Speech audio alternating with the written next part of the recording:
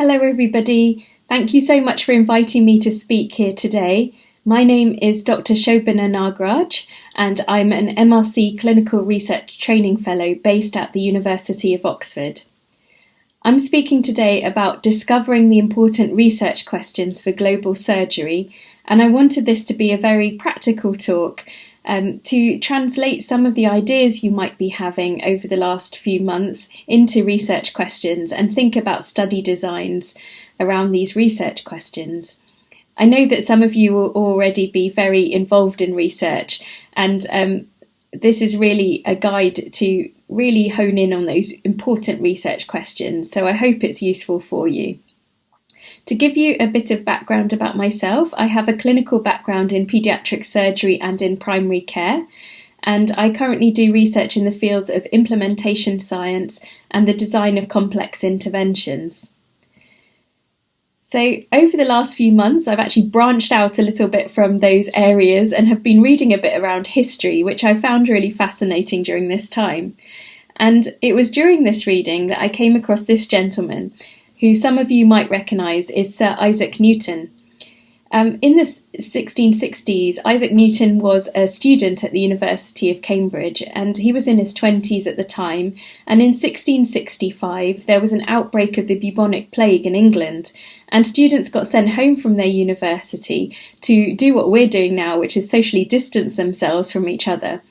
And actually, during that time, it was actually known as his Year of Wonders, his Annus Mirabilis, which is actually most of his important discoveries were actually made during that time because he had some time away from the structure of academia and time to observe natural phenomena. And it was during this time that he played with prisms in his room and saw the sunlight move through the prism to form rainbows, and had his ideas about optics. And also the very famous apple tree was in his garden, which inspired his subsequent work on gravity. So I'm really hopeful that during this time of lockdown and social distancing, that we as a global surgery community can also come up with some of our important discoveries and really do some excellent research during this time as well. So there have been quite a number of high-level meetings around the important research questions to ask during the COVID pandemic. And these are some of the areas that have been highlighted as areas that would have a lot of importance in terms of global health and population health. And they include the natural history of the virus, including cohort studies, which we'll come to a bit later, how the virus is transmitted through animals and the environment, sanitation around the transmission of the virus, and then using technologies such as geospatial location and mobile health applications to track and trace the spread within communities. The other focus of research has been around diagnostics and the invention of new rapid testing, and also looking at clinical management in terms of protocols, infection prevention, and the mental health of healthcare workers. A focus has also been on therapeutics and different drugs that might be used in the treatment of COVID, and steroids, for example, have played an important role in this. The development of vaccines, and all around this, the ethics around conducting studies in a different way, using new methodologies in some cases, and also collaborating with industry. There's also been a focus on social sciences and understanding the behaviour and context in which these interventions might be implemented, and this has been a really important focus of research as well. And the global surgery community has actually embraced some of these areas, and there have been some really great studies over the last few months.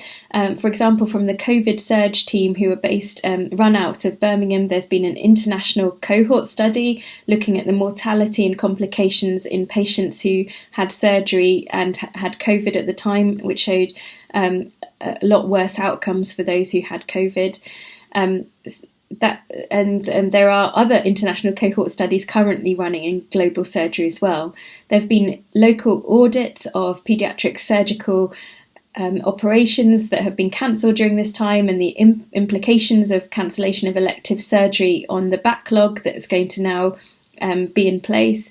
And then there have been some inventions such as this is the OXVent system, which is a low-cost ventilator which could be used and scaled up quite quickly because of its low cost. And then there's been using existing technologies to actually deliver surgical care in a different way. So use of telemedicine and telehealth to do pre-operative assessments on patients, and also provide post-operative follow-up of patients as well. So there have been some really great studies. I also like to think about research not only about these high-level priorities, but also what we can learn from observation on the ground as well. The study that really got me excited about research when I was a bit younger was this study in the Lancet of home-based neonatal care in the management of sepsis in rural India. And it was conducted by a couple of paediatricians called Rani and Abhay Bang, and they had gone to Johns Hopkins University to study their Masters in Public Health, and they returned to work in a very deprived area of rural India.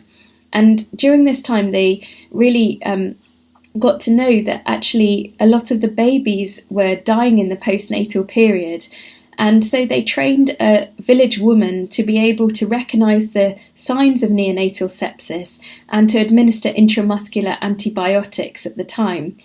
And this package of care was called home-based neonatal care. And they designed a very good field trial around this and showed an almost 50% reduction in neonatal mortality and morbidity in what was a very rural, mostly illiterate and a malnourished population. And this was at the cost of just $5 per neonate. So this type of research really excited me, and I think what I really loved about it was that it addressed a clinically important need. It was a very well-designed study, it was prospective, and it was an intervention study, and it was run in a real-world context. And it was published in a really good journal, which meant that it was disseminated and shared with a really wide community and was picked up by the WHO and actually is now being implemented in countries all over the world. So this is an example for me of research that can have a real impact on the lives of so many. And it's been really relevant during this time because we're not allowed to leave our home. So home-based care has been a really important type of care during this time of the pandemic. So when we're thinking about getting started in research and asking the right research questions, I think it's really nice to have two hats on. One is our clinician hat, which is often centred around the needs of our patients and what we've seen. So sometimes patients come to us with queries and we don't know the answer to them, and that can trigger off a research idea. And also having a researcher hat on is really important. So actually thinking about how you're going to design and conduct a study around this area, and would it be publishable in a good journal as well? And I think that last point is really important to consider, because actually we want to be able to share knowledge with other people and share good practice, and even if things haven't worked, also share that as well. So the first step is really thinking about what area interests you and what you want to actually look at. And once you have an idea of the area that you want to study, there are little pockets in that area which have uncertainties. And sometimes we don't know what the best treatment or best course of action is, whether we should do an operation, whether we should hold off surgery, whether we should give a particular drug or not. And these areas of uncertainty are at the heart of any great research, and it's called clinical equipoise, when we're not sure which would be better. And that's why we do research, is to find out, discover which path would be better for us to take. So once you've got these areas of slight uncertainty, it's really important to read and read and read around these areas. And it's through reading that you can really get an idea of what's already been done and worked, what hasn't worked, and then those grey areas become a lot clearer from the reading. And once you've got those grey areas, then you can actually think and hone in on those areas by reviewing the literature in those grey areas. And it's important at this stage not just to do a Google search, but actually to systematically look at the literature. And this can often be done by using databases such as PubMed, which is free to access. And there are several others depending on what field that you work in. And there's some very good online resources through the Bodleian Library and the Cochrane database and website, which give online tutorials and guides on how to conduct a systematic review or meta-analysis or a very robust literature review. So once the literature's been reviewed, you've got a really good idea, you've now got the areas of uncertainty, you've reviewed the literature around it. You can now come to the research question, and I've highlighted this because this is really the focus of this talk, which is if you get the right research question, everything else follows from that, the study design, everything else. So I feel that this is the most important thing. So there are frameworks that we can use to get to a research question and to think about how to approach a research question. And one of those is the PICO framework.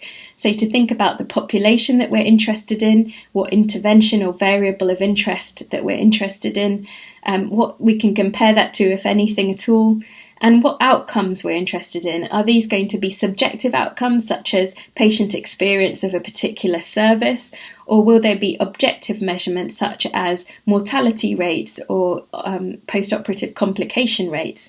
And what time frame we're interested in, whether it's a very acute time frame or we're interested in a much more long-term time frame. So over the last few months, I had some ideas that had come up in my head, some questions that I wasn't sure about. I'd noticed that a lot of people were losing their sense of smell during this time of the COVID virus. And in general practice, there was a bit of uncertainty on, how you best deal with this loss of smell, because it can affect people's lives quite significantly and also impact on their taste. So I had a little Google about what you can do for improving sense of smell, and I found out that there is something called smell training. So you can actually do a type of training to regain sense of smell using essential oils. And then, for example, if you have a lemon essential oil, you can smell it for 20 seconds whilst picturing a lemon in your head. And apparently the brain can then start to make associations. So I had this question, which was, does smell training improve sense of smell after COVID-19 in people that had anosmia as their symptom? So at first glance, that might look like quite a nice question. And I think, I was quite happy with that question at first. But then looking at it in this PICO framework, population intervention, comparator outcome and time frame, then I can really start honing in on that question and getting really clear on what I'm trying to answer. So the population I'm interested in is adults, and I've chosen a range of 18 to 60. And the intervention that I'm interested in is smell training, which I've just described. And I'm going to compare that to standard post-COVID-19 care. And the outcomes that I'm interested in are actually regaining the sense of smell. And I looked, and there are two validated tools for measuring sense of smell. One is Sniffin Sticks, which is a 12-item questionnaire which involves sniffing 12 different sticks, pens. And there is another one, which is the University of Pennsylvania UPSIT test, which has 40 items, which I thought was a bit long for this short study. So I went for Sniffin Sticks, and the time frame I was interested in was really a little bit longer than the acute period. So I wanted to check whether the sense of smell was regained after 3 months of symptoms. So you can see now I'd got really clear about my research question, and I reformulated it to this. Does smell training, the intervention, improve sense of smell, the outcome, at 3 months post-onset of symptoms, the timing, in adults aged 18 to 60 with anosmia, the population, following COVID-19 infection, when compared to standard care, the comparator?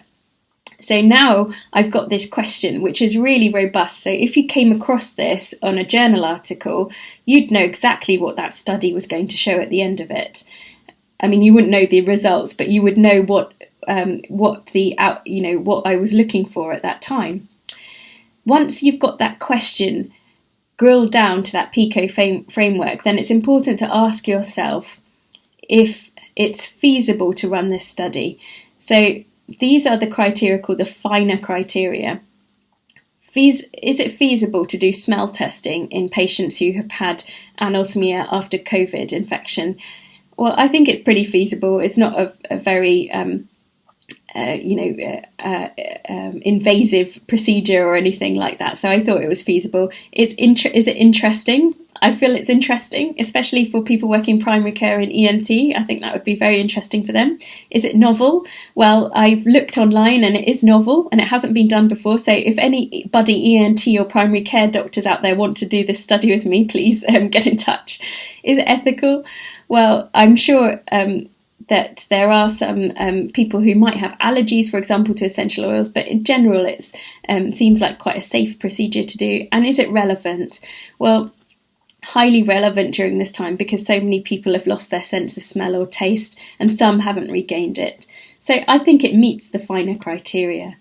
So now we've got our research question, now we can start thinking about the study design that best answers this question. And study designs are numerous. I'm just going to outline these very broadly into two different categories. There are more. There are observational studies and interventional studies. Observational studies tend to look at incidence or prevalence rates. They might look at diagnostic tests and whether they're sensitive and specific, and they might look at the risk of getting a disease or outcome. Whereas intervention studies involve an actual intervention, such as a drug or a technology, and they're comparing the efficacy, which is whether it works in a very controlled setting, or the effectiveness, whether it works in a real-world setting. So observational studies can be a snapshot, a cross-sectional survey. So I could do a snapshot of everybody in Oxford who has symptoms of anosmia at this moment, and that would be a cross-sectional survey. A cohort study, which is looking at a group of people and monitoring them throughout time, either prospectively or it can be done retrospectively as well. It's often quite time-consuming to do prospective cohort studies. And case control studies, which are really good for rare diseases, where you can compare those who had a disease with those who didn't have the disease. With all of these, there are other factors that can influence the pathway between the exposure and the outcome, and these are called confounding factors. So you can't always prove causality in observational studies. Interventional studies are really looking at whether something works in an ideal setting, its efficacy, or if it works in a real-world setting, is it effectiveness, and if it's safe. And generally there are two types of interventional studies.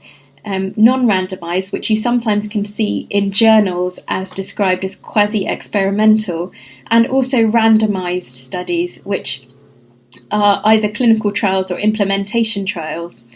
The advantage of randomizing people or participants during a study is that it can reduce the systematic error in a study, the bias. And that's because the different characteristics of the participants can be evenly or randomly allocated to either a treatment group or a control group. And we can also conceal who's been allocated to which group, but through allocation concealment and blinding. And we can also follow up those who've dropped out of the study, and look at their data at the end using intention to treat analysis. And all of these reduce the systematic error, so they're more likely then to show a link between the actual intervention and the outcome. To reduce the random error in these types of studies, it's really important to adequately power the study and to get an effective sample size.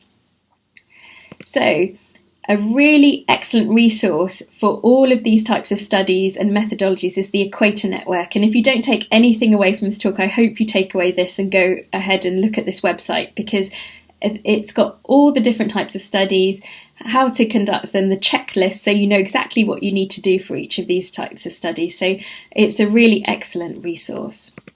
So going back to my research question, which does smell training improve sense of smell at 3 months post-onset of symptoms in adults aged 18 to 60 with anosmia following COVID infection when compared to standard care? So which study design shall we go for? Well, we've definitely got an intervention there. Smell training is an intervention. So it's going to be an intervention design interventional study, and it's really then to decide whether we should randomise or not randomise. And since randomisation, I know, will help reduce systematic error or bias in the study, then if possible, I would like to randomise these patients. So based on this research question, which has an intervention in it, I'm going to look at the different types of interventional studies. If the research question didn't have an intervention in it, I might think about observational study designs as well. So I've decided to go for a randomised controlled trial. So once you've got your research question, then the rest of the study design, and everything that comes after it can follow. So we haven't got time to go through all of the rest of the steps in this today, but I hope that this has been really useful for you. From designing the study, then you look at the methodology and what type of data you collect. You look at how you collect the data and store and analyse it through data management plan, getting ethical approval, and then actually writing a study protocol and writing for publication through reading journals and author submission guidelines and getting an idea of what is publishable. So these are the 10 steps that I think are really important when discovering a research question. We've got as far as step 5, and I hope that in the future we can carry on those 10 steps and go through the rest of this in more detail. Whenever I think about what is an important research question, I always go back to this quote, which is, whenever you're in doubt or when the self becomes too much with you, apply the following test. Recall the face of the poorest and the weakest man who you may have seen, and ask yourself if the step you contemplate is going to be of any use to him. Will he gain anything by it? Will it restore him to a control over his own life and destiny? In other words, will it lead to Swaraj, independence for the hungry and spiritually starving millions? So I hope that this talk has given you an overview of how to discover the important research questions in global surgery and how you might go on to formulating those research questions into study designs. Thank you very much for all your time. Bye.